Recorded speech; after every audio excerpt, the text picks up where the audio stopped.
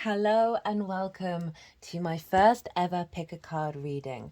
Now, apologies for the confusion. My last video that I just did, I thought I read for all the 12 signs very, very quickly, and I thought I'd do the pick a card straight away afterwards. Decided to cut that in half. So for those of you who watched the beginning of the first video and thought that would be the pick a card, no, here we are with the pick a card today. Why am I doing this today? The first ever pick a card reading on my channel is because this is the luckiest day of the year. It is when the Sun and Jupiter are in conjunction with one another. Hello and welcome. My name's Chloe. I work with card divination, astrology, and as you just heard and as you can see, I channel multi-dimensional energies through my body. They bring in healing, attunement, and activation codes with the messages that come through in these readings. So this is a really big day, not only because of the Sun-Jupiter conjunction, but also Venus and Uranus are conjunct in the same sign. Mercury's squaring Pluto, and Mars is nearly exactly conjunct the North Node in its own sign in Aries. Very powerful energy. So I have done a community post as well as an Instagram post breaking down the details of the astrology behind what's going on with the energy today. So maybe pause, go and watch that. And then come back and pick a card. So we have for pile 1, we have the this is an amethyst chevron, and it's a very powerful attunement to clarity and vision, more in a line with the truth of self. We have this carnelian wolf, very strong protecting energy, helping us move away from fear and really embodying love in this 3D realm. We have chrysocolla, which is a beautiful earth goddess energy of helping us feel good. I will be writing a little bit more in more detail in the description box what those crystals mean, as well as talking a little bit more about them in each of the piles. So if you didn't catch the first video, I pulled some quick tarot cards for each of the 12 rising signs about what house this is happening in. You don't just have to look at the rising sign. You can look at any other part of your chart and just look to the houses that that sign falls in and the meaning of that house and all the themes around that. You want to apply those themes to the messages of the rising sign. So it'll be as if that sign has moved to the first house. So the energy that's coming through will still relate. So go check that out. They're very short, quick little videos if you want an understanding of that before you come to pick a card. So I'm just going to go silent for a couple of seconds. You may want to pick all of the cards in a certain order, all of the piles in a certain order. Just tap into your intuition about which one is calling to you, whether that's pile 1, pile 2, or pile 3,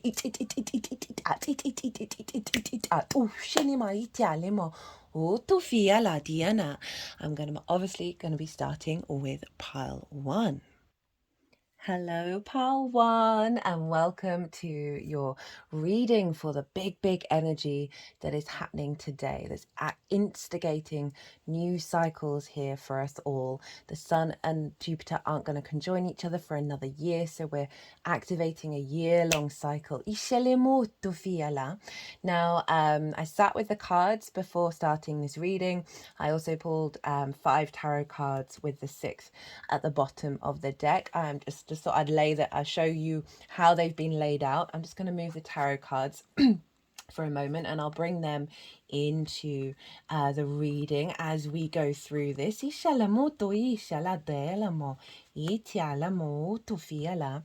you picked the amethyst chevron card. It's doing a bit of healing work. Can you see that? You can't.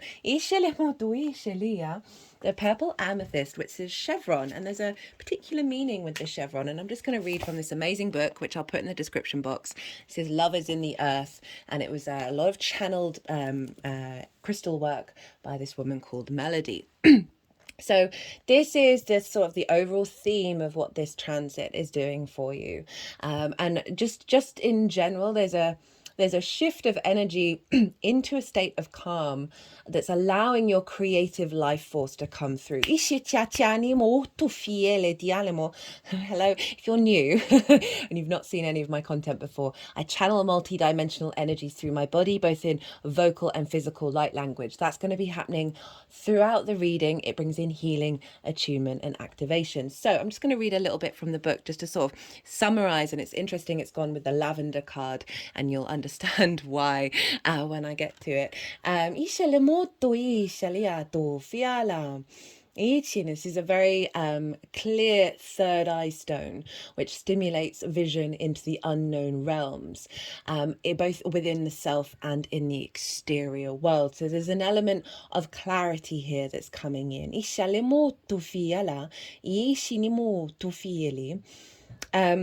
It said it's very good for cleansing the aura.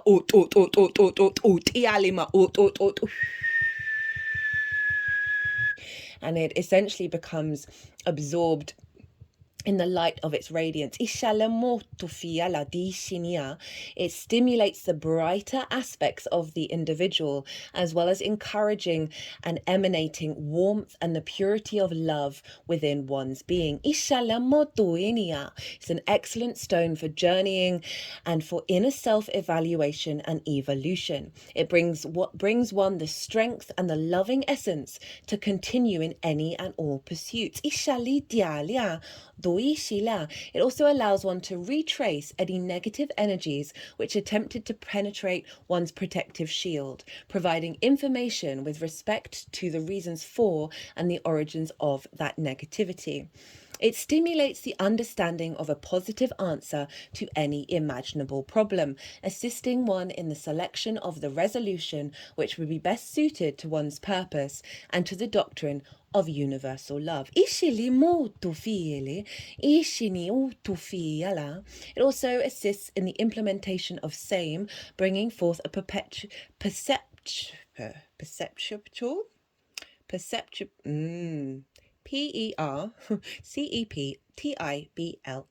manifestation. It has been called the breath of life, assisting one to actualize that which is required for personal and universal development. It helps one to understand the abstract forms of one's being and to develop the resistance to resistance via the total release of resistance. Now, all this sort of calm energy, this instillment of finding the clarity in what's been going on, is providing a source of truth within yourself, of inspiration within yourself, coming from not resisting, from being in a state of peace and a state of calm. Despite what may be going on around you, this is really cultivating that energy and amplifying it, because what's coming through is an incredibly strong activation around creativity, around the light within you and its ability to expand out in the world and build and bring a space of love. Now, the first oracle card, I'm not going to be reading fully from all the decks, but there's just a couple of key aspects in some of these cards that I just want to share, because the people that write and do these, this is one of my favorite decks. I've never used it on this channel before. This is the first time, and this is the Magical Botanical Oracle. All the decks will be in the description box. And this is lavender. And this is it's describing how lavender is all about peace, perspective, and fortitude. Everything and that crystal wanted to be on it, of sort of the strength within that comes from peace, that allows us to step back and have perspective. It also says fortitude to the mind for long-term projects. And what feels like here is you are activating a cycle of a big creative project, however that shows up in your life. It's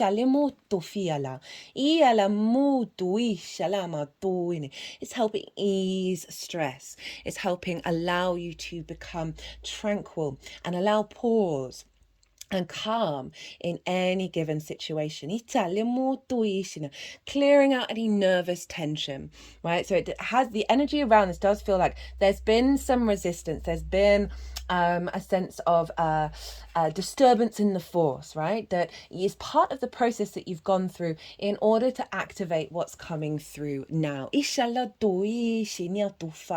Any anxiety, any exhaustion you may have felt, this is all allowing you. So what they said, what they've written is, the bees love lavender for its pollen, but their affinity also indicates an ability to go about many tasks and chores, but to do so with deep peace and joy in the process of life. And I love that you'd got that 10 of Wands in reverse, which is highlighting you may have loads of things to do, but it's the perspective around it. It's no longer feeling like a burden. Energetically, it helps us center and process our tensions with an overall sense of knowing things will work out for the highest good.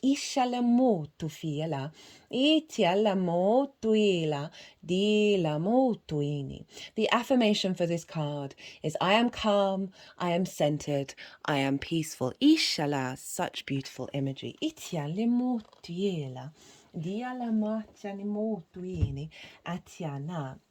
And here, again, I'm using another deck that I usually only use in personal readings, but I felt very inspired with this pick a card reading as the first time to crack out some other decks. And this is from the Phoenix cards. And this is a depiction of an image that was painted by Raphael, who was a Renaissance painter. And it's in person, it's in the Vatican. And the light that comes from it becomes so realistic. When I first saw this, it's the Archangel Michael, which is hilarious because you've got the Sword of Light, which is held by Archangel Michael. That may be very relevant for you in your journey. Maybe do some research on that. See where Michael sits within your body. They've just put the card over the heart chakra. And when I first saw this card, it felt like an activation of the light within yourself, of your angelic frequency that's coming through. And in the book, I'm going to touch very quickly on it. It's talking about the Renaissance and how it was such a powerful time in human history that brought about the blending of science and art and beauty together. Right, there was a lot of maths involved. That's because they discovered, I can't remember the name of the guy who wrote the book, this Latin text, which was linked into mathematics. And because of that, a lot of Latin texts from the Roman period, from the Greek period, they were translations from the Greek, meant that artists were able to utilize the sort of more scientific elements of the universe that gave perspective, right? The Renaissance is famous for putting things into perspective in the way that they drew. Everything before that was kind of like a sort of 2D energy. So this is about you stepping into a different perspective that's bringing more depth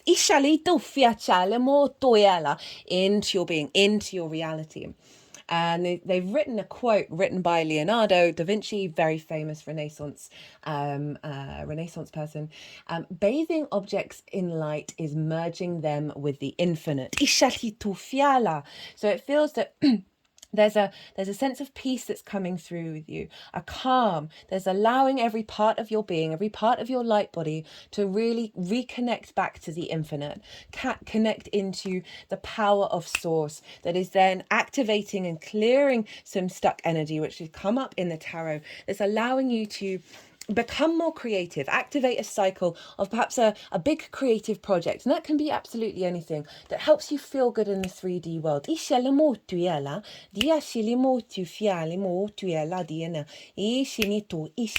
going to have a lot of stimulation around creativity. And it's all in alignment with your unique self, your unique angelic frequency. This is not about fitting in anymore. It's not about conforming and falling into the old patterns that have restricted you from embodying this very enlightened energetic field. And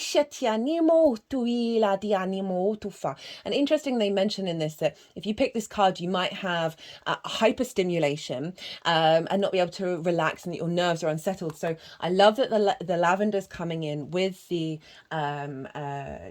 amethyst of finding more clarity and finding more peace within it. That's actually allowing you to have the energy to do the things that you want to do.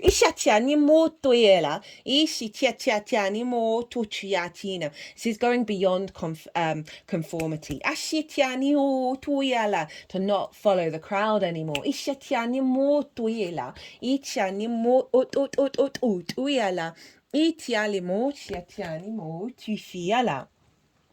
And so with this, we have the Sword of Light, and this is from the Carl Gray deck, Gateway of Light Activation. And this is divine protection, cords cut, breakthrough energy. And there's an element with this that with this activation, a lot of things are going to fall away. Michael's going to get that sword out and liberate any bonds. And I cut the deck a couple more times, and the Libra card came up, as well as some other cards that were very clearly linked into old cycles. You're going to see the truth in these things. It doesn't necessarily mean that these dynamics are going to fall away, but the peace and calm that you have is going to mean that you're not repeating the old cycles. And energetically, it feels that a lot of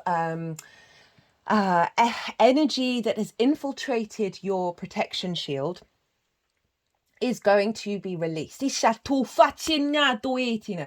that is freeing up so much space within you to be able to tap into your pure creation energy, right? It's giving this sort of, as I said, this breakthrough energy that you are finding your divine inspiration within you.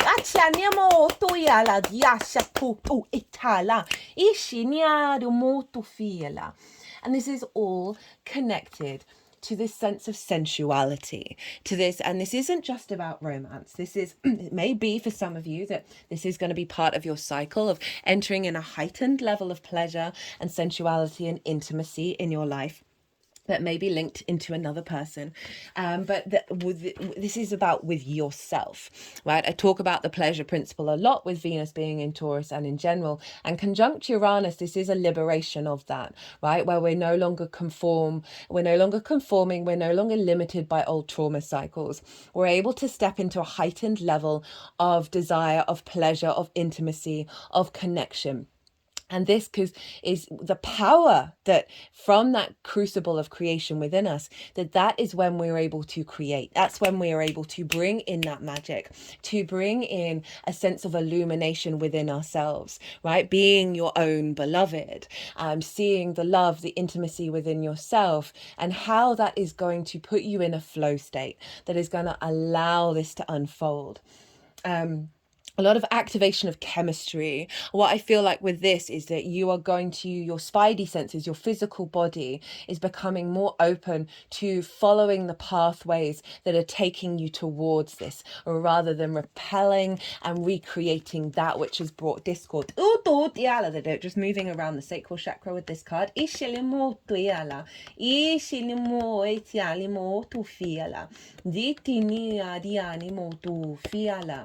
Eating, there's a union here. And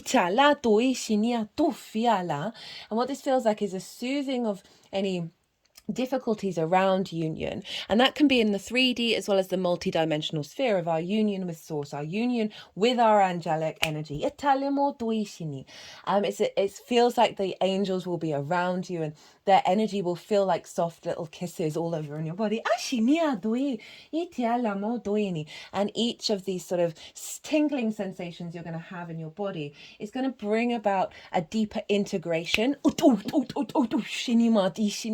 of that light, of that clarity, that is allowing a deeper intimate connection that you have with this 3D existence.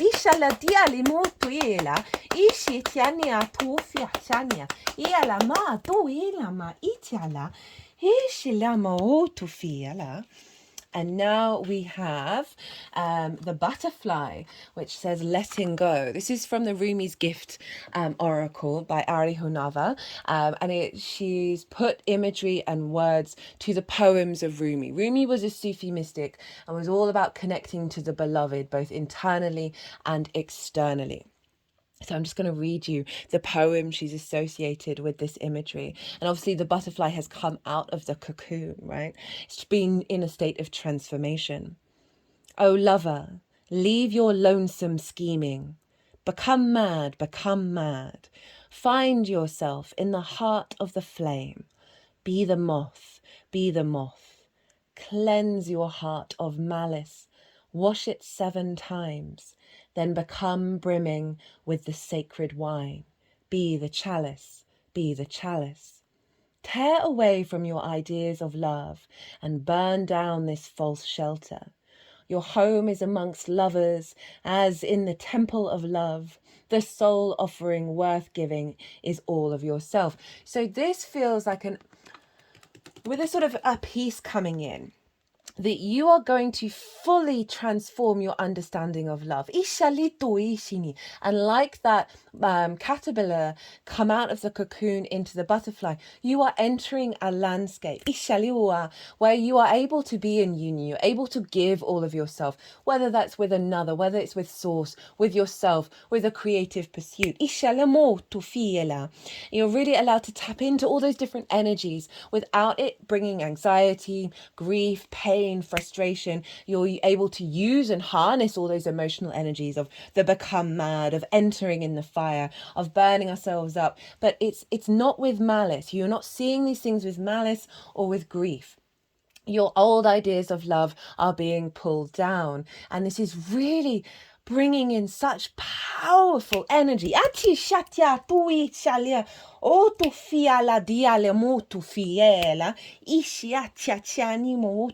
Where we're not restricting, we're not putting those walls up anymore. And this can, as I said, see a deeper connection with source of that inspiration, that creativity bubbling to the surface, which is going to have a knock-on effect generally just with yourself and with the energies around you, both in the 5D and the 3, all the Ds really. And now we have the Silky, which comes from the Healing Waters Oracle by Rebecca Campbell. Come out of hiding, embrace who you really are. So often we have been limited by spells, by words, by actions of others that's limited our heart. Remember, Venus is all about love. She's ruling Taurus and feeling good in the 3D world. We're activating a deeper wisdom behind that, getting back to the root of your soul and allowing that to come free. And not, right, the Silky is where there's an element that she comes to land either by a sailor has stolen her energy and she's now become a woman on land, but she misses being that seal. And it's through this sense of restriction and domination that she's had to distort herself. And so this, we can apply this to ourselves of any kind of dynamics that we've gone through throughout life, our parental figures, relationship to God, all of those things, friends, romance, all of that, where we have sacrificed ourselves in order to get the love that we want. And it's never worked out because of that self-sacrificing. And this is about stepping out of that, revealing every part of yourself, embracing, sending that love to yourself, being at peace with the good, the bad, and the ugly. The more that you do that, the more that you're in alignment with every part of yourself, that more you free that energy up and it unravels. And it's really allowing you to be free with your expression of creativity. We've then got 2 cards that are very in alignment with how this is all coming together. So we have, where are those decks? The Square, which is all about material manifestation, a sense of security and safety in the 3D and being able to build, right? So with this energy, with this breakthrough, you are activating this square, the sense of inner protection that is no longer being distorted by the external, that's allowing you to manifest in the 3D and create from this new frequency, however that shows up for you. And then we have surrender to the sweetness. Venus energy, hey Venus, pleasure, joy, make love to life. So this very feminine and very masculine energy of the building and the surrender and the flow and the just the acceptance and the joy of existence, that this is all coming through. This is all building for you, where you are creating from this balanced place, this union, where you're able to appreciate life, you're able to step into that with the calm that's come through with the lavender. Now, let us put these all out again, and I will put the tarot back where everything was before, because it really, it always does surprise me when they align everything. um, of of what's going on. And we've got the Queen of Pentacles at the bottom. So we've got the Ace of Wands. This is that spark of that angelic, that soul frequency that's coming through. This passion, this creativity, this motivation and drive to put it all into action. A real sense of renewal of that spark of spirit, right? Fire is very much linked into spirit in the esoteric tradition. A sense of vigor, a vibrancy, of passion.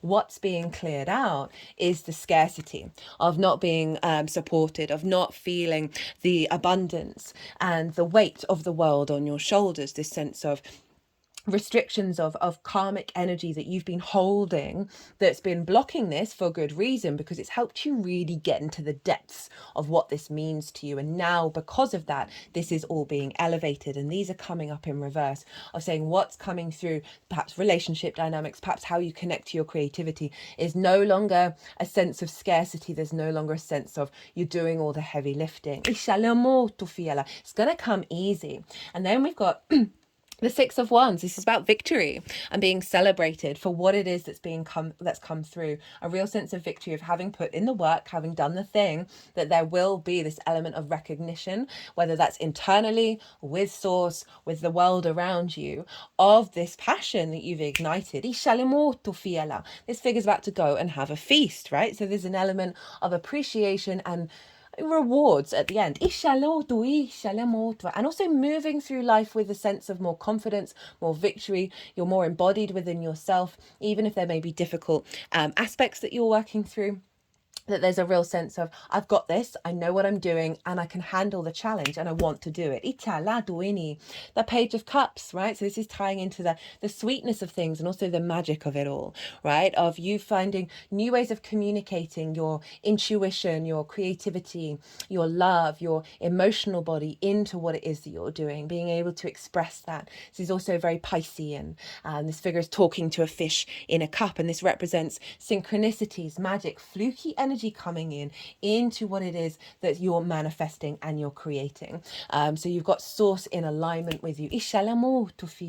Opportunities of love, messages of love. You communicating through love. With the Queen of Pentacles. And this is about the deep nurturing and nourishment you're going to be able to bring to this energy of cultivating abundance into the 3D world. And I see the Four of Wands as well. And this is about, again, sort of celebration of what you're manifesting, right? It's a milestone energy. They wanted one more. All right. And the King of Pentacles. So we've got the King and Queen of Pentacles of now. There's a sense of bringing that abundance into your life. You're activating that abundance. What this is, whatever this represents, is part of a cycle of you confidently bringing creative manifestation of abundance into your life, that you feel good, right? You're enjoying the world, and you're seeing that action to have manifesting capabilities, because we've got the Four of Wands there, which is all about the celebration of having done that cycle. The Chariot is alignment, right? The good, the bad, and the ugly. The Chariot understands that these are all tools in order to work with the energy around you. You're no longer in a state of trying to control or worry about things. There are no reins. You are moving through this experience with a sense of victory within you. You've got two cards that represent victory, and allowing that sense of confidence within yourself about what it is that you're presenting with this new frequency. Right, pal one, I'm going to leave it at that. I hope you enjoyed this reading and it resonated. It's quite fun playing around and doing this kind of reading. If you want a personal reading, my website is in the description box, so check that out if you want to explore further in regards to your natal chart or anything really. I like to tailor to the client. My Virgo sun gets a kick out of it. Be good to yourself, pal one. Be good to those around you, and most importantly, be well until we meet again. Hello and welcome, Pile 2. So I've laid out your oracle cards. I also sat with this energy and shuffled and got 5 cards. I wanted to just show you where they wanted to go. I'm now going to move them out of the way so you can get to see what these oracle cards are all about. I will bring the tarot in at the end. Everything is very in alignment, which I love. And I just want to say, I mean, look at your spread, Pile 2. Lots of very warm sunlight colors, and this is also reflected in the reading. It's a very let me just sort out the visual. That's not great, is it? Oh goodness me. Visual perspective is everything, isn't it, guys? Should have really done this earlier. Right, so I've also got the 3 of Wands at the bottom of the deck. That the energy coming off of this is quite damn powerful. There's no getting around it. And it essentially, this transit, what's going on with the energy, and for those of you who didn't catch the introduction, I've done a community post and an Instagram post, they're both the same, that's broken down the astrology of what's happening today and over this weekend. So you might want to pause, go and read that and come back to this. Also, I have done an all 12 signs quick video for all of the signs, about pulled some tarot for them, every sign. So you might want to go check that out as well and then come back here. But overall, just like woof, the energetic field coming off of this is incredibly powerful. That this cycle that's being activated here, and there's a few cycles, one of them is the Jupiter Sun conjunction, which won't happen for another year, and that will happen in Gemini. So we're activating a year-long cycle that this is incorporating, and it is bringing in quite a phenomenal energetic transformation. That's allowing you to really step into your power.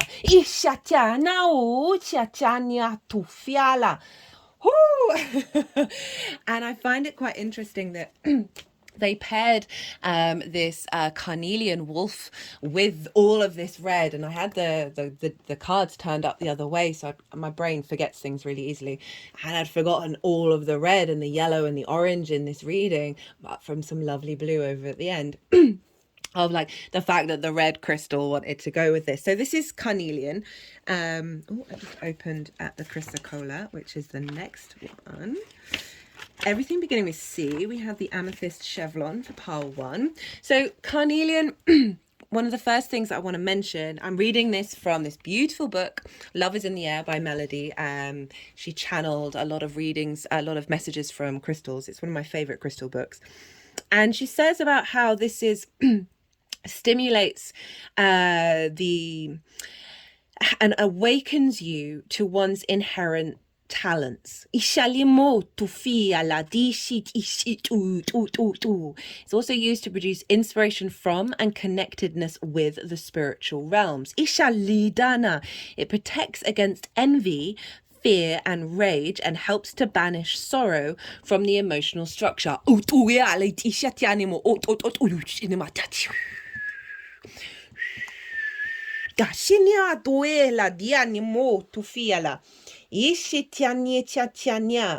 message of carnelian is that since one is love, there is nothing to do but to offer the love, each offering of love bringing an exponential increase in the quality of love returned. It dispels apathy and passivity. I just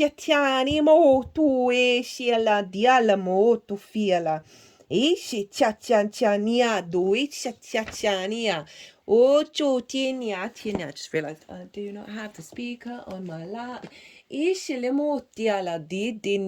So it's a very powerful energy that comes from love, that is helping clear some blocked energy around rage and fear. It's realigning you back into the power of love is all, right? for me, everything stems from love. There isn't a duality. There isn't a polarity. It all comes from love. But we're here on this planet of polarity, of duality, where we encounter these energies and be in conflict with them. And the name of the game is to create a bigger space within you that is at peace, that is with love, and then see how you respond from that. So overall, what really piqued my interest was this is bringing in something that has already been inherent within you this entire time, but there have been blocks around it because this is all going boosh, and a big sense of liberation around your connection to your internal light. Now, speaking of light, the first card up on the deck is the Hathor Light Codes. All the decks are in the description box, by the way. If any of them take your fancy, this is the Carl Gray Gateway of Light Activation. It says a light immersion, full system upgrade, power recall. This is my representation of Jupiter, made by Sagittarius rising and sun. The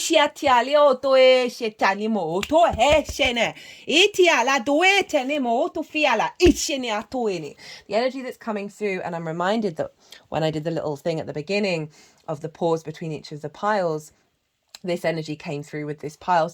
And judging by the cards, I'm not surprised. This is more of a masculine yang energy, and it's linked into earth protection and earth manifestation. So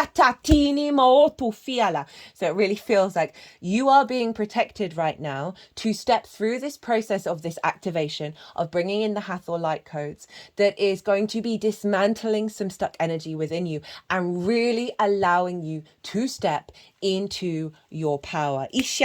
Moto fiala dishini moto ela ishini atiala mo otialia dishini itu fiala diane. So this is a light immersion. You are experiencing a full system upgrade. The infinite solar light of the Hathors is surrounding you now. This is a time of expansion and excitement. You are filled with unlimited potential. The gifts that you were once in darkness are now being brought into the light. The parts of yourself, they're just pointing at the Ace of Swords and pointing and taking the finger to the head. I'm now poking my head. It's kind of like telling me off, going like, wake up, wake up. Switch.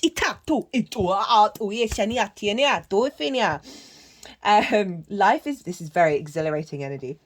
Life is being restored. If you have been experiencing sluggishness or tiredness, this is now being washed away. Something ancient has awakened within, and you are remembering why you are here. Welcome home to your life.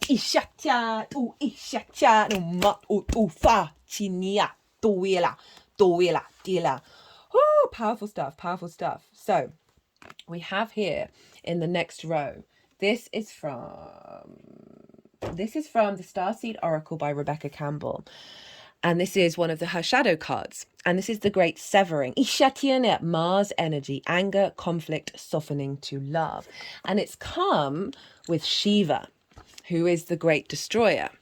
And this is about the process of, without the cycles of life, death and rebirth, of creation, maintaining and destruction, we would not ever evolve and grow. And this is bringing in such transformative power within you that is helping release the restrictions around certain energies, certain expectations around anger, around conflict, around bitterness, around resentment and pain, that we are freeing ourselves up of the boundaries we put on that energy. And the distortions of how we look at that energy. The great light from Hathor is coming through, where everything is love, everything is source, the good, the bad, and the ugly. And sometimes we need to feel these quite intense energies in order for it to bring about a level of destruction that is activating a higher cycle, which is what these cards are doing. And that Shiva is coming in to help clear the way, help clear the path. And so you are then able to drink the nectar of life.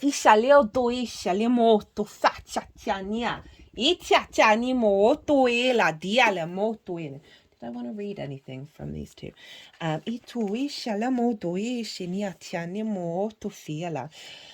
So I see Mars as the builder, right? I'm not one of those. I don't just. It's not just the god of war. I find that everything for me is limiting.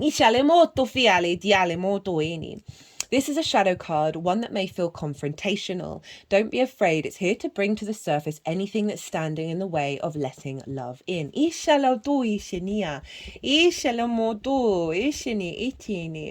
all wounded, and our unconscious wounds inflict wounds on others. It can feel like a never-ending dance. Shiva dances on the earth in order to bring about destruction. It can feel like a never-ending dance we can never escape.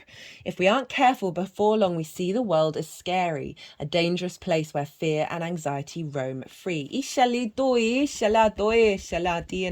When we are hurt, it's normal to close off our heart to the world, to let the painful experience confirm the agony of separation in earthly life. Soften and find your way back to love anyway. When fear, anxiety, and paranoia paralyze you, it's normal to want to hide away from others in the world. This is all about your light just getting loud, man. Woo! Come out of your cave and soften your heart anyway. We're all innocent children spinning our way around the world. Find a way to see the innocence in all people, including yourself. So, this activation is activating then a great severing. That is, so be mindful of this stuff coming up. And when I say mindful, as in be kind to yourself. Acknowledge that it's part of this huge activation that is taking you into your own power. And sometimes we have the dismantling that needs to happen before we fully are integrated, right? So maybe dance, maybe do some shamanic dancing. When you're feeling rage, when you're feeling that pain, feeling that grave. I had a fair amount of rage this morning, actually. The midheaven happened to be on Chiron, so it made sense.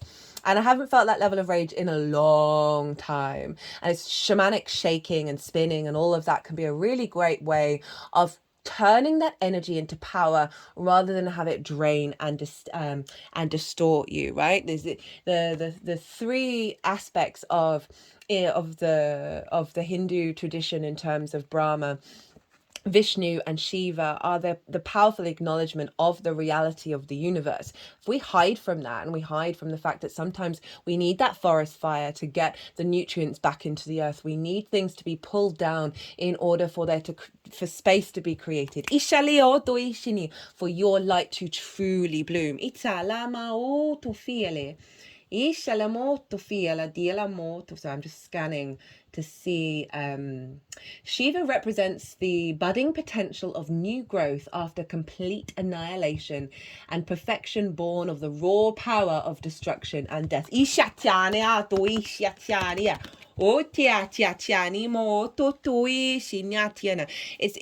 embodies both the destructive and then the creative process. It's a very sort of humbling energy that's allowing you to navigate. So this feels like a clearing of an old cycle around your karma. That's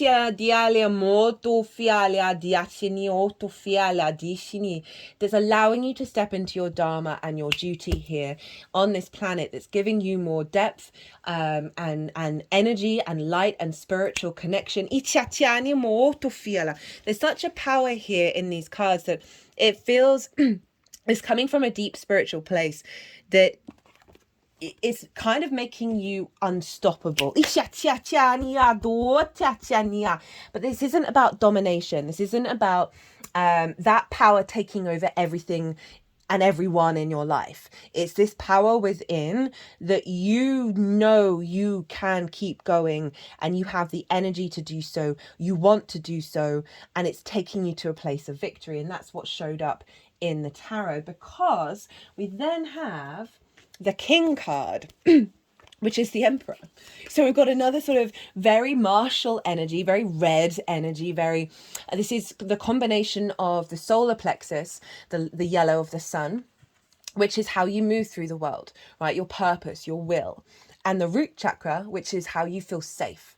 And how you feel secure in your foundational space. And this feels like a very powerful alignment of these energies that is always coming back through the heart.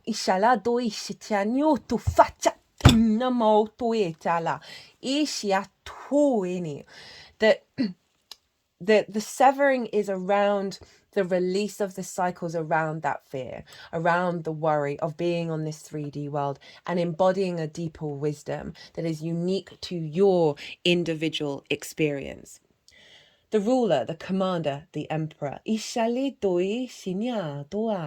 our lives are imagined as a kingdom containing the entire spectrum of human experience, the king presides over it all. Through the lens of the king, we assess the state of our land, make decisions, and rule accordingly. To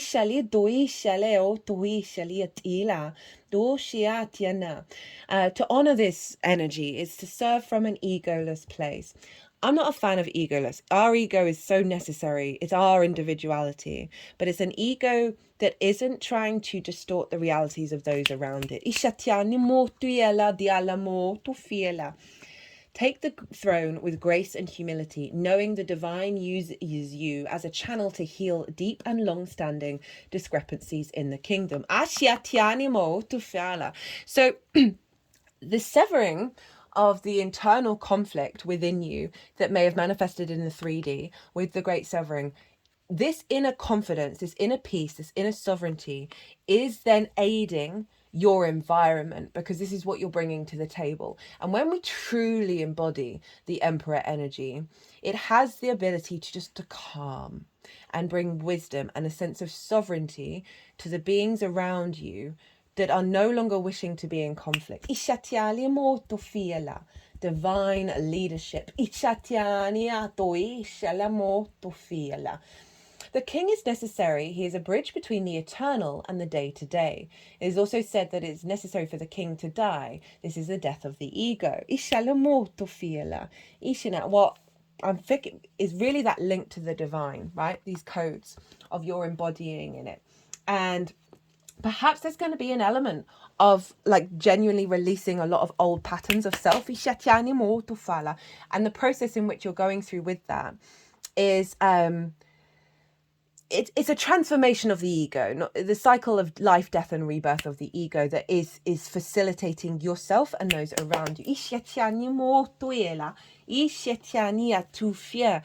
I just love the dancing element of standing in your power, of like bringing that lightness, that ease, that movement with what's happening. And then we've got rediscovery. So rediscovery of thyself. This is from the Rumi's Gift Oracle deck by Honarvar. Again, all the decks in the description box. This is a lovely oracle deck. It's one of my favorite decks to use because she brings in the poems of a Sufi mystic, Rumi. And the Sufis were all about spinning, as well as the beloved, of seeing the divine in a non-dogmatic, fluid way. Why waste your time chasing after childish trinkets? Your treasure is hiding in plain sight. The moon whispers, and the moon is a metaphor for inner wisdom. The time has come to abandon your sugar addiction. My sweet nectar awaits you, even in bitterness. Shiva drinks the nectar, turns the poison into nectar. This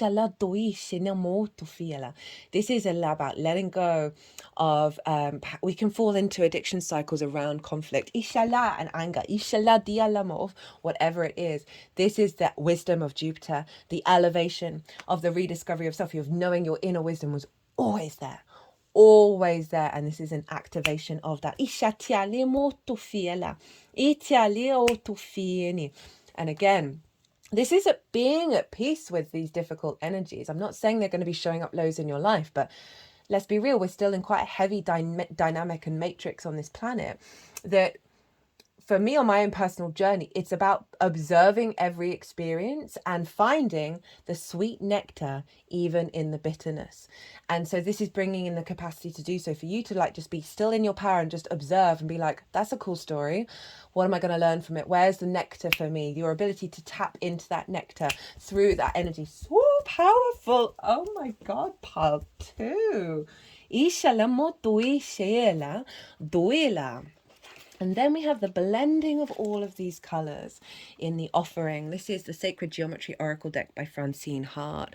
Look at that. You've got the beautiful flower of life. And this says creative development. Oh, I forgot to mention, there was a little phrase with Shiva. Where's Shiva? And the synchronicities with Shiva was at the bottom of the deck when I finished shuffling for pile 1. And it winked at me and I was like, oh, hey. And then it came out. I create my own system of belief. This feels like it's very much tapping into the fact that Mars is coming into conjunction with the North Node in Aries, of the I am of it all, and the power of that, of honoring your own nature. And by default, that means you have to honor the nature of everyone around you and sort of separate the entanglement and create your own reality. It's not about not being and connecting with other people, but moving out of entanglement and moving into flow of that energy that is separate but in alignment. This is creative development. So through this, you are, what this feels like for me, let me just scan. Okay. So this is linked into channeling, right? So I feel like with this, there's an activation with the big power that's coming through, that's allowing you to be more in alignment with the multidimensional, multifaceted being that you are. Because you see here, you've got all the different colors, all the chakras, you've got the flower of life. It's a very powerful sacred geometry symbol. You might want to have that in your life and tap into it, meditate. That there's a sense of a union and an alignment of your creative energy in the 3D world, right? Of the power within coming into full flow and alignment. Basically what I just said, in terms of, rather than entanglement of all these different energy threads, your multifaceted being in flow with itself, but there's still that core energy, that light within you. There's a real sense of alignment and attunement here. And then we have the sunflower. There is that book, which is basically the sun card. Very beautiful, powerful, radiant energy of prosperity. It's a big yes card that, the sunflowers, they're so obvious when they're moving towards the light, right? They're able to find the light. This is linked into sun god. So you've got so much sun energy coming in, this vision, this clarity, this illumination of self. It's like you're going to be glowing. It's also a very successful card. And there's an element of fertility and abundance because of how many seeds there are. This is the magical botanical oracle. Is also linked into great joy and cheer, and allowing us to tap into our creativity, tap into our manifestation energy. They're all in alignment, right? So the sunflower aligns with the solar power of the third chakra, the solar plexus, which is what I was talking about. It embodies the beautiful, balanced growth of the spiral, for the patterns of the seeds grow in the Fibonacci sequence, the work of nature aligning with the infinite. Didn't we have something about aligning with the wait, I swear it's at least on the Rumi poem, as well as it's definitely in one of the cards. No, it's not. We don't have the word infinite. I obviously got that from somewhere else, but I swear it came up in another card. So the work of nature aligning with the infinite, which is, I was saying, you're coming into this alignment, you're coming back to your own nature and not getting in the way of it. Look how tall and strong each of the flowers stand, reaching up to the realm of the sun god Apollo and his chariot of bees. The affirmation for this card is, I am embodying my brightest self. And now the final oracle card. This is from The Healing Waters by Rebecca Campbell. The sweetest waters, the sweet waters, sensuality, romance, enjoyment, fertility, balance. So all of this is taking you to the sweetness of life, rather than the conflict. It's not that conflict's not going away, but your viewpoint, your perspective, your understanding of it, you're at peace with it. You realize it's just there. It is part of it is source, it is love, it is sweet. You're coming into a sense of tactile intimacy of the 3D because this alignment is so powerful. Woo! That you're creating a lot more space within your energetic field that's allowing you to tap into the sweetness. So we have the Ace of Swords with the Ace of Wands, the High Priestess, the Hierophant, with the Eight of Pentacles and the Seven of Wands, Six of Wands. Oh my goodness, words. So again, this is the light body, right? The light source that's coming within you, the vision and the clarity, the divine inspiration that's bringing in your sovereignty. This is a real renewal energy of having two aces at the forefront that is giving you more life, giving you more energy, more vigor and inspiration to act upon it and bring it into your emotional body. And I'm not sure why I said emotional body, but obviously that may resonate because this is the knock-on effect of the genuinely connecting to your world from a place of love and a place of joy. Got the Hierophant, which is Taurus. This is a sense of level of commitment of you've gone through some things, right? The Hierophant has to experience life, has to study, has to look at all different places to try and understand what does meaning mean to this person on their own individual space, and they put in commitment to it, and that can often mean going through some difficult times, but now they're in their power. Now they're in the sense of I am embodying this, and it's being shared with other people, whether this is shared consciously from you to others. It doesn't really matter. It's this element of your embodying it is then allowing the keys to be accessible to your environment rather than it creating conflict, right? It feels like there's an element of this alignment that is then going to be accessible to others. We've got the Eight of Pentacles. This is the whistle while you work card. So there's a sense of what's coming through. You are going to be practicing. You are going to be refining yourself. This card is about refinement. I'm really getting to the details of it. It's making me think about the channeling of with this activation here, that you are going to be more in communion with source. You're going to be more whispers, more, not necessarily whispers, maybe shouts, more an ability to refine that connection with the light, with source. That is a pleasurable experience, right? You're enjoying the journey of that, that's taking you to a place of mastery and a place of victory, because we have the 7, 6, don't know why I keep saying 7. That may be relevant. The Six of Swords. What? The Six of Wands. This is all about victory.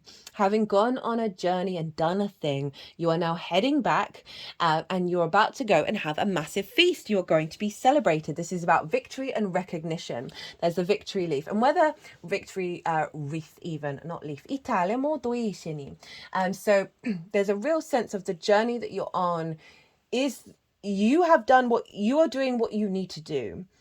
Your actions are creating a momentum around recognition, around visibility, around a sense of, like, when you've done a good deed and you just feel quite sated by it. You didn't do that deed because you'd feel sated, but it's this sense of integrity within you. Now, whether that's external recognition or simply internal source energy, overall, you are feeling quite confident in how you're moving through the world and the consequences of those actions. We've got the 3 of Wands. This is about embarking on this new journey with a great deal of confidence. This happens to be the sun in Aries, and this figure is on the higher ground, representing that they're in a good position and they're embarking on a journey, and they don't necessarily know how that journey is going to work out. Oh, this deck's all a bit funny. How that journey's going to what happened here? Work out, but just knowing that you are confident within how you are going to respond to the journey. We've got the Eight of Wands as well. Deep alignment, deep activation of alignment. Like that's fastest moving, one of the fastest moving cards in the deck. That is, this is releasing of the control of this with the world of know thyself and the world will open up to you. And then we got the 10 of Pentacles and the Wheel of Fortune. This is Jupiter. There's a shift happening because you're more in alignment, because this is activating a really powerful level of alignment that you are able to create and build in the 3D world from a true space of authenticity, right? This is Saturn. And the more we work through our boundaries, and the more we understand our own self and the power with it, the less boundaries we need, then we turn into a zero. That zero turns into every possibility. That means that the universe is really opening up to you through this manifestation process. This about your long-term legacy, right? Pile 2. Whoa, I hope you enjoyed that. I did. If you want a personal reading, maybe go a bit deeper on this in relationship to your natal chart, my website is in the description box, so check that out. Send me a line. I love to tailor to a client because I've got a sun in Virgo, so I get my kicks that way. I hope you enjoyed this.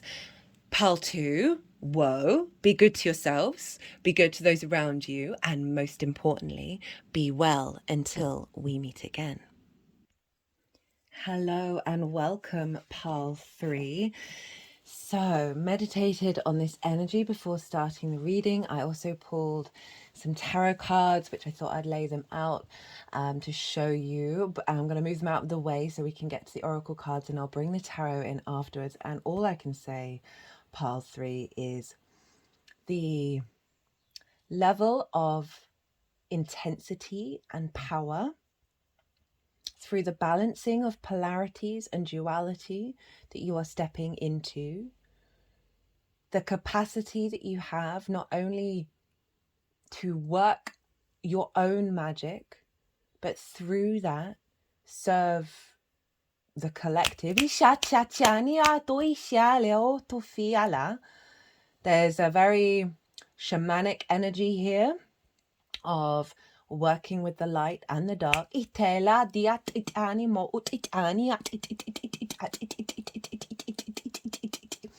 That's very interesting. I forgot to mention in pile 1. So when I was doing the 3 piles at the beginning, the 3 main energies that I channel came out for each of the piles. Pile 1 was the feminine energy that I channel, the more yin energy that's about attunement and healing and elevation. Pile 2 was the masculine yang energy about protection and manifestation on the earth. And the one that's come through with this reading, which you just heard, is the neutral energy. And this reading is so about that. It's more about code. It's about sacred geometry. It's about the sort of the archetypal structures of the universe. And you're working with them. Whoo! Okay, so I'm going to move these cards off the oracle cards, and we're going to go through them.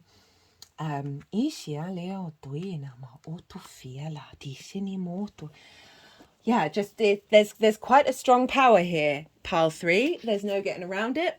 Can't avoid it. Can't hide from it. It's not a simple power. And to be able to walk the line, it's basically like you're walking a tightrope with great skill between the duality, and you are bringing harmony between the two. Now, the crystal that wanted to be with this pile is chrysocolla. And this is a very sort of earth energy, goddess energy. And I'm reading from my favorite crystal book, which I'll put in the description box. It's quite expensive, but honestly, I don't need any other crystal book. This is Love in the Earth by Melody. And what she talks about in terms of chrysocolla is that it's very good at revitalizing and calming the base, navel, and solar plexus chakras. At the heart chakra, it can help to ease emotional heartache and to give renewed strength and balance. It further increases one's capacity to love. At the throat chakra, it can give strength and balance in expression and communication. It also helps one from helps one to refrain from verbalization when silence would be beneficial to all concerned. It provides for grounding while transmuting and furthering these stabilizing and balancing energies. It can help one to become attuned to the earth and can provide direction to assist one increasing the ionization of the atmosphere. And this is why this feels like a very collective energy. Well, you're facilitating the collective very, very powerfully. It can also assist with one in communication with spiritual forces of the earth and can help one to understand that which is required in order that earth may heal itself. And this is what I mean about this energy. It's like, whoa. It can produce great inner strength, helping to sustain one during stressful and or long enduring situations. It promotes and enhances physical vitality, stimulating the initiative qualities of one's character. It promotes harmony by helping one to release the distressing culmination from negative emotions. It also furthers one's understanding of others while helping one to recognize that there is indeed more to life than what is evidential in the material. This can purify the home and the environment and can work to eliminate negativity from within a person. It helps rebuild relationships. So there's an intensity in that of being able to be in one's own power in difficult journeys. So we've got the healer card here, and we've got some big energy showing up. That the process that you're embodying with this new cycle. Let me just pause for a second. So I've done a community post on the YouTube channel, and it's the same on my Instagram, which is in the description box, the link to that, where I've broken down the astrology of what's happening over this weekend, happening today, that is activating a huge big cycles, in particular with the Jupiter-Sun conjunction. That it happens once a year. It's not going to happen for 12 years in the sign of Taurus. And so we're activating a cycle here that is going to last a year of what you're working through, what energy you're bringing through. So you might want to pause, go read that, come back. I've also done the first video that came out today. That was it was supposed to be all included with the pick a card, but I ended up I did readings for all of the 12 signs, very, very quick ones, about this energy, and did tarot readings for all of the 12 signs. So you might want to go also pause, go check that out, watch that. They're very short. Come back, which is surprising for me, come back here and tap into this energy that this crystal is giving you a lot of strength. Because what this feels like, and I'm not saying this to fearmonger, because there is in no way is this diminishing your energy and your power and your abundance in any way. But there's going to be your capacity to stand in both the light and the dark. And this crystal is helping release any distorted energy that's going to influence the power that you hold within there. If you've tuned into this, you have that power already. This is just getting activated and amplified.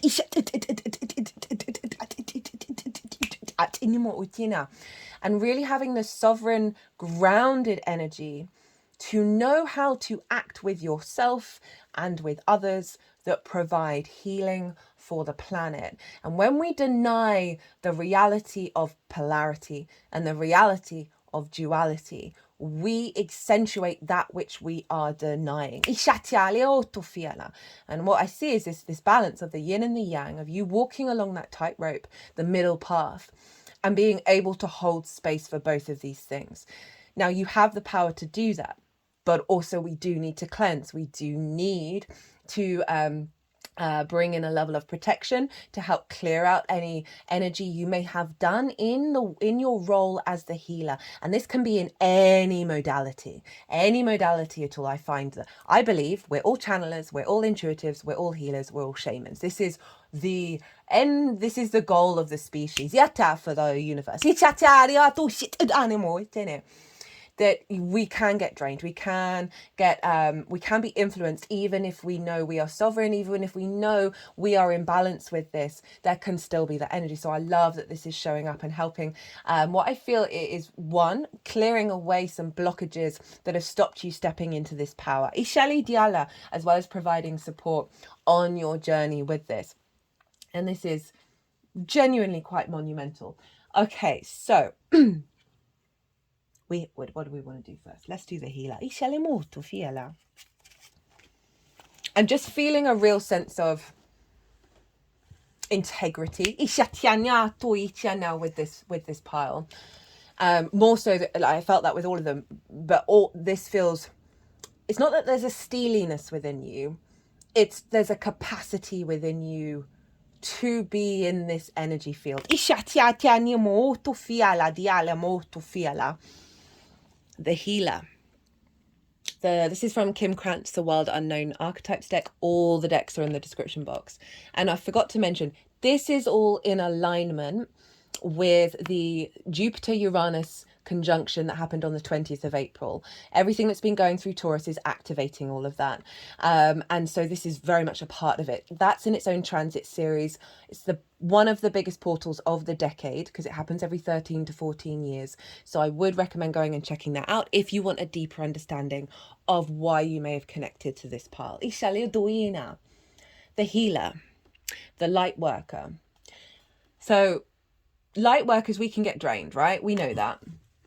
But we are here to embody that power.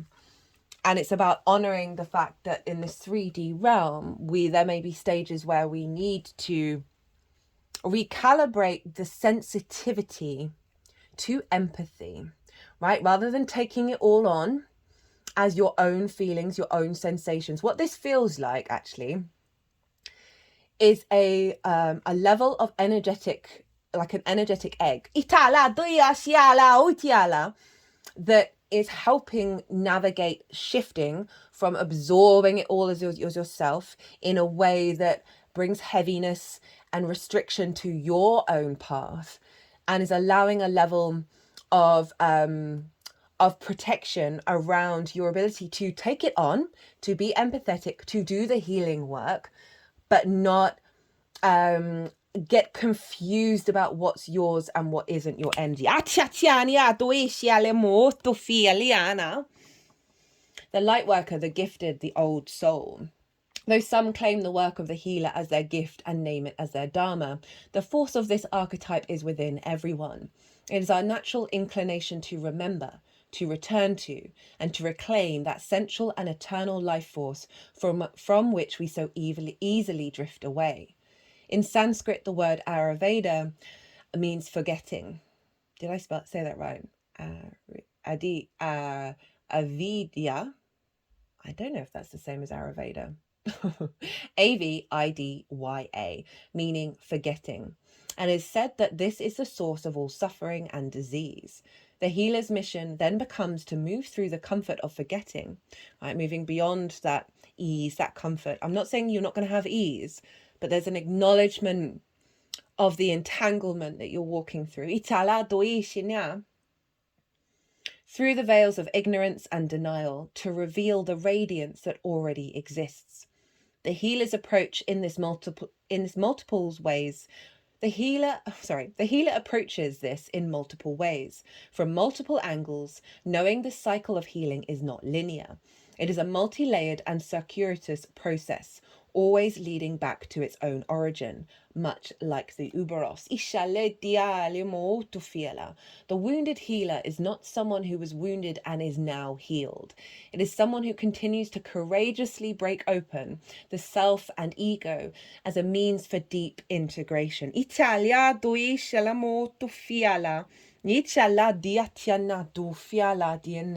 Of tapping into your power and knowing. I certainly know from my own journey, like I think I've worked through something and then it'll come back around and it adds in a layer of depth, that like deeper, more intricate layer of integration. And the more that I have learned to not take it personally, to not, to allow the emotions to move through me, but cultivate a part of me that is that inner peace, that sense of the lotus, the meditative energy that is allowing those things to happen and see the wisdom in them and not be entangled. And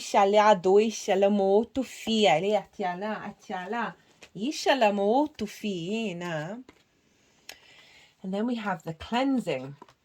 So this is releasing the old, energetic tune-up, new beginnings. And so this is this sense of what's coming through is a deep renewal within your capacity to walk this path. Itala diala moto ela dia shela. Iala moto ishatiana. They're just sort of moving it around the heart area. Italia dui shalamoto fiala. You might want to have a bath, have a shower, work with water, let that cleansing happen. I don't feel like you have to, but there's certainly an element of it, of this sense of this of again the new beginning, the new slate. But it's not new, nothing is ever new, but it's a refreshing energy for you to hold the wisdom of everything that you've learned and everything that you've experienced and bring it into the new cycle. But that's kind of linked to what I was saying. And so often when I'm talking, I forget what's going on here, of this sense of this renewal, and this ability to tap back in to the power of your energy source. We have the Akashic records, clearing old stories, releasing past lives, freedom. So again, they're both sort of reiterating the sense of narratives that have bound you rather than allow you to move in that spiral and shift that energy are being released. There's a sense of also tapping into the wisdom of the Akashic records, right? Of the the records of the what everything has experienced, right? This is where that deep level of empathy kicks in, right? Of not moving through a space of judgment when you are working in that healer mentality, realizing you have walked every path, you have been all that you may be judging. And so when we're in that state of judgment, that state of criticism, that expectations of how people then respond to the work that you do, you are creating a level of conflict. You're creating a level of restriction and a hierarchy that fundamentally doesn't exist, because you've been that role and you've been every other role. And that because of that, you then judge yourself, and that causes stuck energy within you. They're doing some, excuse me, healing work. They're doing it around the solar plexus, the heart chakra, and the throat. Of the way that you move through the world, through your work. As I said, every role we do is an embodiment of healing. That your will, your solar plexus, comes through the heart. That's freeing up your capacity to speak. And it said there about being silent when it may cause discord, acknowledging that, and then knowing that when you do speak, you are bringing the wisdom in. When you draw this card, the universe is releasing you from past experiences. These can be soul-based memories, fears from previous lifetimes, or older aspects of this current lifetime that you have moved on from. Know that this is a time to reclaim your freedom and rewrite your story. You can do this by following through on your dreams. Gone are the days of fear-based indecision. This is the time to rise up and claim your truth. If you are sitting on a dream or a feeling called to move in a particular direction, it's because you've unearthed an important soul lesson, and it's essential for you to follow that call to clear unwanted energies of your past. Remember, the wounded healer goes through the process of healing themselves in a continual spiral. So often people who become great healers have had to do that for themselves, and we have to release a level of resentment, release a level of grief, of frustration. It's not denying that those emotions are very valid, but honoring the cycles, honoring what has come before, and knowing when there is a moment of clearing that is helping create more space for you to then elevate the process that you're working on. So as you do so, don't allow yourself to be pulled into expecting the worst possible outcome, right? Of not, say you've had some difficult situations of them repeating themselves. Know that this expectation is not your truth, but old energy being released from your energy body. Call in angels to shine their light on any repressed fears, energies, or stories that are no longer serving you. It's time to fly high in your freedom. They were moving that around the throat chakra, implying bringing that wisdom into your embodiment as a healer. Like, that's so incredibly powerful, and that is again acknowledging all the multifaceted possibilities of every existence, of every moment. And being at peace with all of that then allows you to see what energy is naturally needing to be shifted, rather than what how you're perceiving it based on your trauma. And also honoring the path of those around you. Sometimes we can, and I'm always really resistant about this, of doing healing work on others. And I always try and phrase it in a way where it's in alignment with them, it's in alignment with their soul path, because you don't necessarily want to block people's journey on the soul path contracts that they've signed up for in the healing process. It's essentially allowing and giving them grace and energy and strength within themselves to be able to unfold that for themselves. That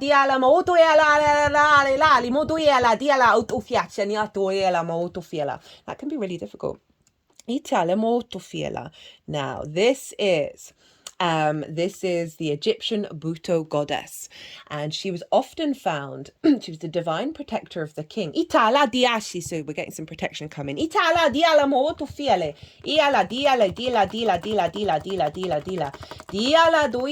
this is from a mural that was found on a burial chamber in ancient Egypt. She's a cobra goddess, right? That the snake, right? The Ubros, the understanding of the cycles, of the wisdom we find in the venom. It's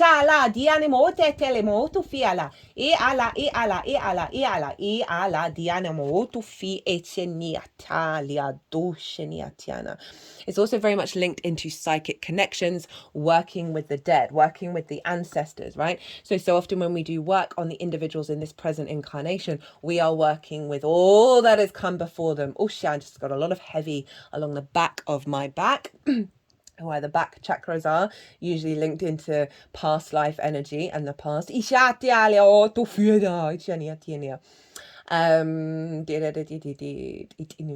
So this is saying that this energy is bringing in a finely tuned psychic abilities with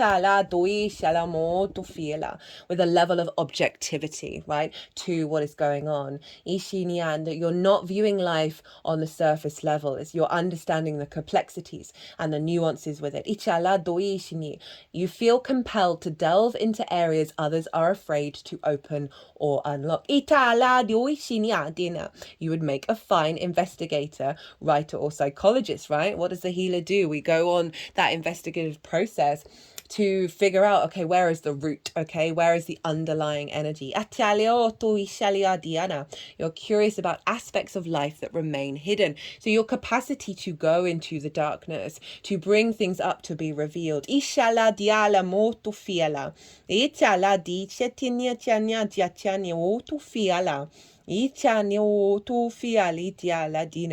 says if one were to compare you to a planetary energy, it would be Pluto. This is, by the way, the Phoenix cards by Susan Shepherd. The planet of death and rebirth. You are constantly transforming the ways that you view different world mysteries and enriching the experiences of others with your unusual vision. They put it over the third eye. There is an aura of mystery around you.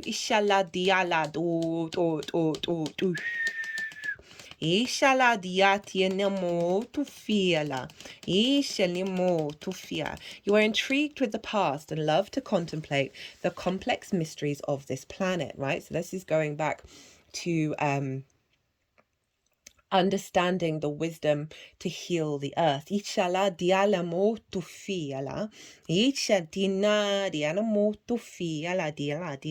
So I'm just scanning this because there's not everything is popping out to me. I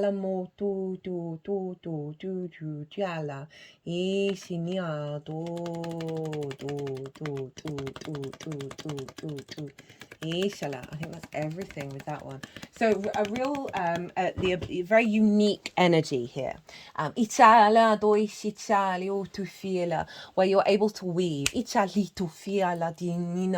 and see things that are beneath the layer. So this could be very much the work that you do, whether you're consciously of it or not, what's being instigated in yourself and in the work that you do, of being able to see the little ticks, the signs and symbols around the ancestral attachments and the soul attachments, the past life attachments that perhaps are in those darker energies, in the weight, in the grief. And you're providing an energy that's helping liberate.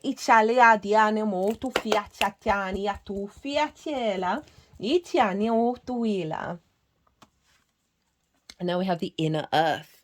You'll survive this, new solutions and beginnings. Again, it's sort of highlighting, okay, there may be some difficulties, but you have to trust in the process. You have to trust and understand that you have the capacity to stand in the storm.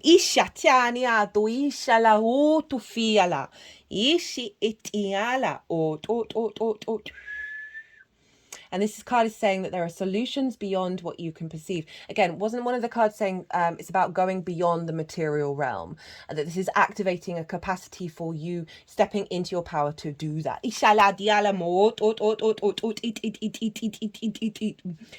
Surprising outcomes to problems and situations. And I feel like that's your energy. There's an element of the unusual and the surprise that comes with your capacity to just sort of like just shift energy. This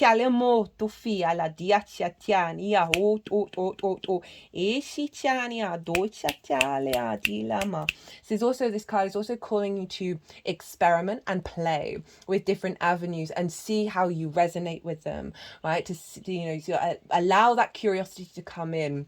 That is a part of this process of bringing those tools towards you by the play that you're bringing in. That this is saying that there's a lot of signs that are going to be coming in that are unexpected. But you need to shift your perspectives. You need to play around. Like, I always try and do a habit that I do differently every day, because it's just creating new pathways for the magic to come in. And this feels like you are connecting to the inner earth within you, right? And that power to bring, there's lots of mythology around the earth. That's why we don't see civilizations on planets, because they've gone into their planet, they've gone into the essence of themselves and their capacity to hold that structure and that grounded energy in the process that you're going through, and really understand that very powerful earth energy, that earth manifestation energy.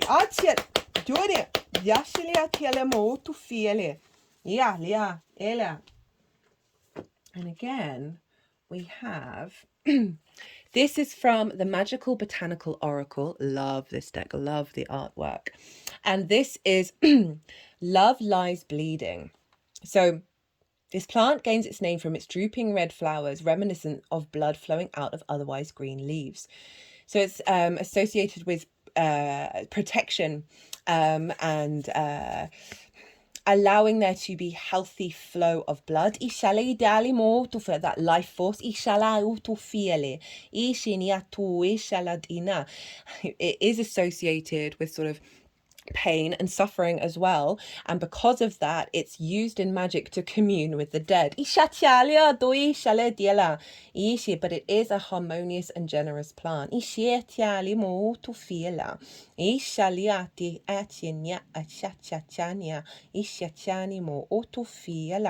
very fertile energy, right? So it's really tapping into the sort of the energy of the duality of life and death that I was talking about earlier. This is used to help ease the suffering of emotional or mental, ease suffering of on an emotional and mental level, particularly if we're bleeding out our life force.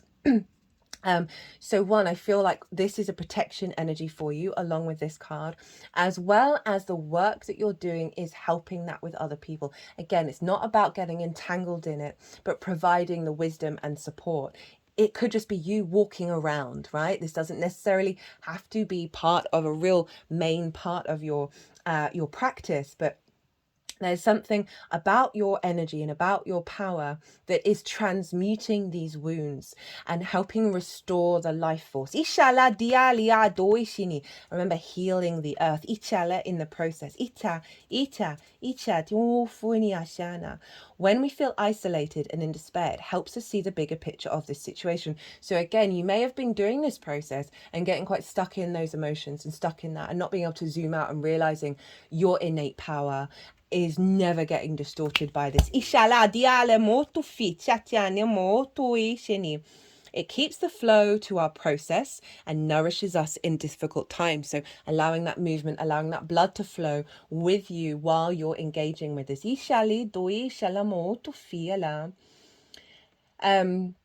So this, the divinatory meaning, love lies bleeding, indicates we are in the process of deeply healing and or supporting another in the healing process. Yes, we might be experiencing grief, pain or despair, but our isolation or pain is temporary as long as we continue onward in our process. Her crown is heavy, but she is holding it up. And with each moment she holds it, more seeds fall away, lightening the emotional load as the earth takes the seed, the medicine, and creates anew. Thank you for the work that you're doing, Pile 3. Ishala, the affirmation is pain is temporary and only a part of the healing process. Woo! Whoa. Thank you so much for what you're doing. And I'm not feeling any fear with any of this. What I'm feeling is such great strength of walking that middle path. It is an incredibly difficult path to get to, but once you're on it, the lightness that comes, the expansion that comes with that when you are not in conflict. This is from the Rumi's Gift Oracle deck by Honarvar, one of my favorite decks to use. I use it in all my lunation transits, and I really wanted to bring it out in this picker card. And this is Devotion. I am not of the earth. So this is linked into Rumi, who was a Sufi mystic, and they were very much connected into the beloved and seeing the beloved in everything, moving away from dogma of certain aspects of most book religion. I am not of the earth, wind, fire, or water.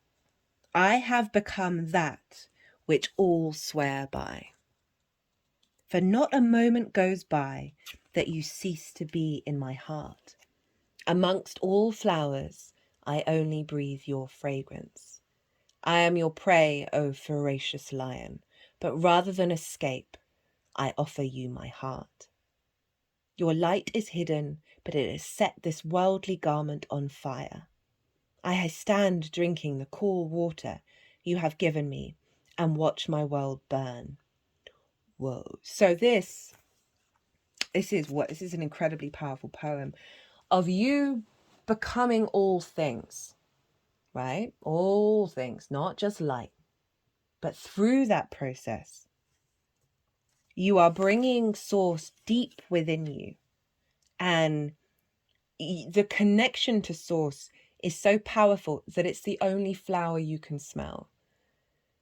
And it doesn't mean you can't smell the other flowers, but it's just this knowing within you that it is within you. And you are it, and everything is it. Inshallah, that all those flowers are source. Inshallah, diala mo tufiala. That the strength of, I'm almost getting not quite warrior energy, but just such a confidence in the path that you're walking, that you are capable of going into the mouth of the lion and still offering your heart. So this is what this is all doing. This is the Venusian energy that's here, the Taurian energy of feeling good in the 3D world, of operating from a place of love. And that through this process of transformation of the burning of the worldly garment, of the world around you, the burning of your world, I don't see that as in a bad way. Pile 2 got a lot of fire energy. That sometimes we need that burning, we need that forest fire in order for the nutrition to go back into the earth, right? The seeds to go back into the earth, the medicine to go back into the earth. And how refreshing you now find your life because you are in alignment with the polarity of our universe. And the final card is Metatron's Cube. I have it here on this ring. It's an incredibly powerful sacred geometry symbol, and it's made up of circles and lines representing the yin and the yang. It's also, it is the visualize that you are in this cube, where this is a high level of protection of you being able to move through the world in that unity of the yin and the yang, and the power that comes from that. And when I say power, I don't mean like trying to diminish people, but that real, that again, that confidence, that blending of the self, that rather than feeling drained, your lifeblood being drained, it might be a really good idea in all your practices of every morning of activating this cube within you. But the fact that it's showing up is saying this is being integrated into your practice. It is one of the most powerful sacred geometry symbols, and it is our ability to move through our existence as a multi-dimensional being.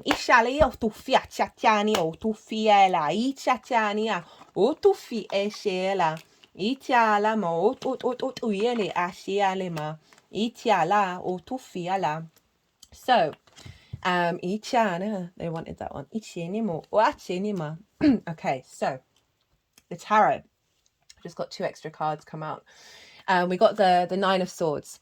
So this is worry, fear, anxiety, depression, like really being in cortisol and adrenaline, fear mindset, where you can't even smell the roses. So this feels like maybe part of the old cycle that we're cleansing here, of this worrying about things we can't control. This energy doesn't necessarily have to know what's going on, but knows, it has a knowing, right? Beyond faith, beyond belief, a knowing that even if the potentiality of the situations that have come about could lead to this, you are no longer falling into that space. If it happens in your mind, you're at peace with it. You're not fighting it. Because you know within you that you have the embodiment of the universe. It's come with the Ace of Wands.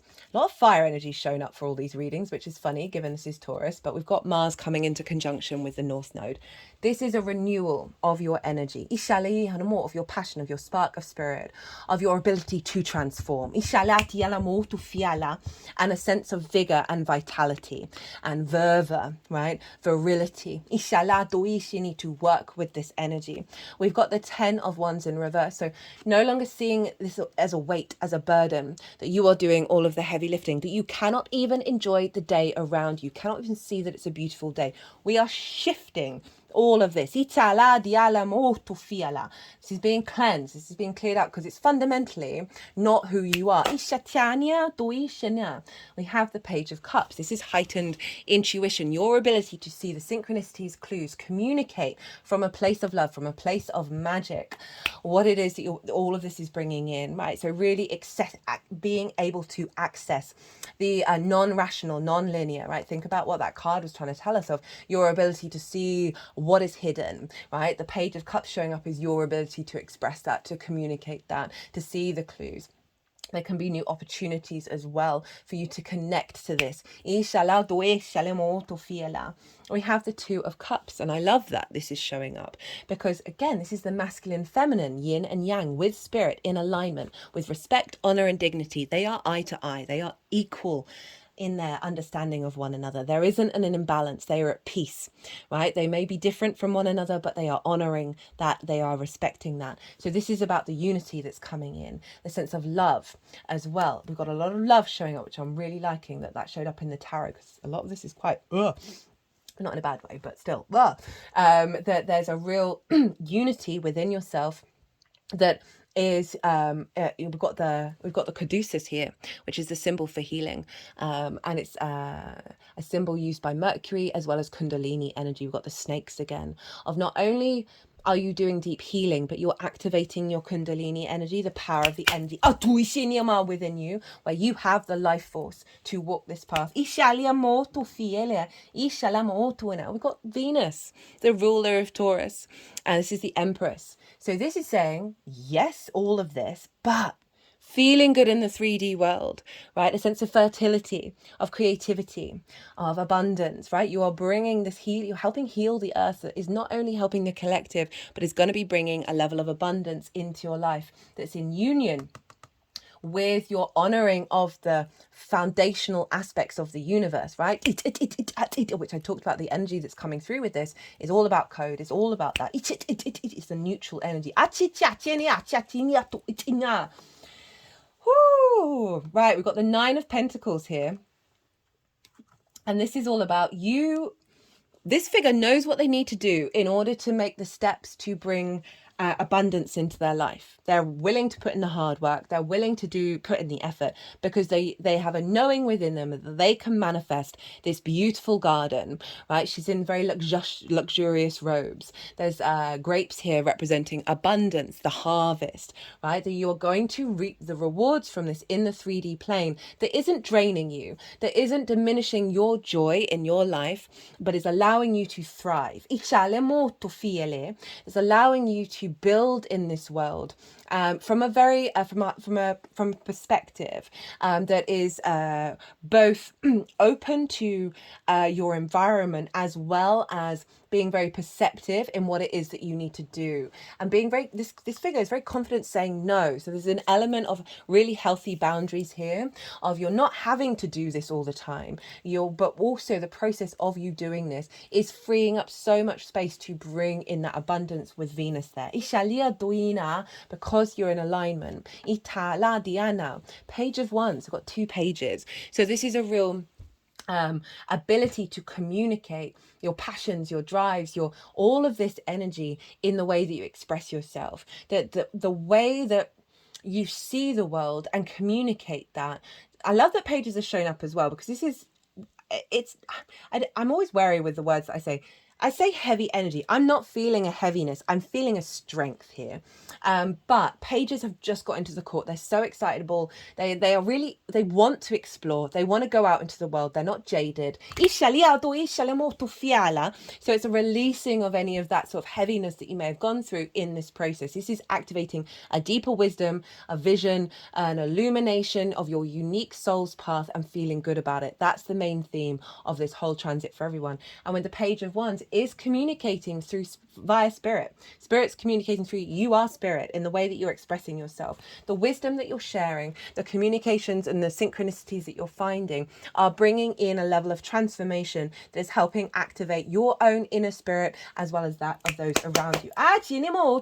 Justice at the bottom of the deck underneath that Nine of Pentacles, of being in balance and also making the right decisions. And this is from empathy. She makes decisions from empathy, but also objective perspective, which is pretty much everything that I just said, right? Rather than a heightened sensitivity, you can observe, you can understand, and you can also take a step back and realize, okay, how do I bring balance to this situation rather than absorbing it all on. Well, what a reading, pile 3. That was wild. I hope you enjoyed this reading. If you did, it'd be an honor and a privilege if you hit that like button.